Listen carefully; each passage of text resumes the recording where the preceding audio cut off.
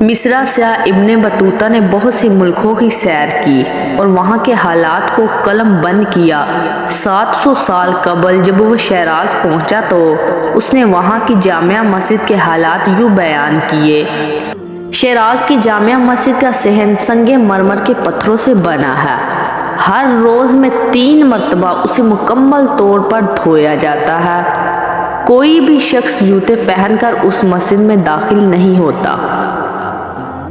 آج کل کے لوگوں کا ٹھاٹھے مارتا ہوا سمندر ظہر کی نماز کے لیے موجود رہتا ہے۔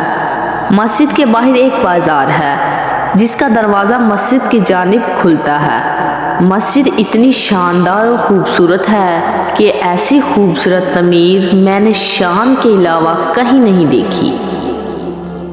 جب میں اس مقام پر پہنچا تو وہاں میری نظر ایک دکان پر پڑی جہاں پر کوئی نہیں تھا اور وہ قرآن کی تلاوت میں مصروف تھا۔ تلاوت قرآن کا بہترین لہجہ مجھے اس کی جانب متوجہ کر رہا تھا۔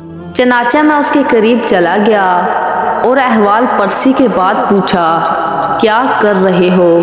اس نے جواب دیا، میں نے اس دکان میں ایک قبر کھود رکھی ہے۔ یہ کہہ کر اس نے دری ہٹائی تو میں نے دیکھا کہ قبر بالکل تیار ہے اور ایک سنگ مرمر کے پتھر پر دکاندار کا نام لکھا ہوا ہے۔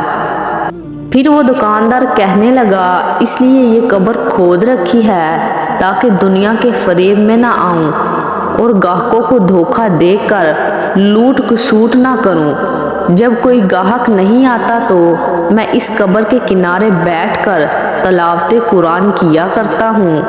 ایسا میں اس لیے کرتا ہوں تاکہ میرا نفس مجھے سرکشی اور نافرمانی کی طرف نہ لے جائے۔ یہ ہے 700 سال پہلے کے ایک شیرازی تاجر کا عمل جو تاجروں کے لیے بہترین مثال اور ایک عالی شان نمونہ ہے۔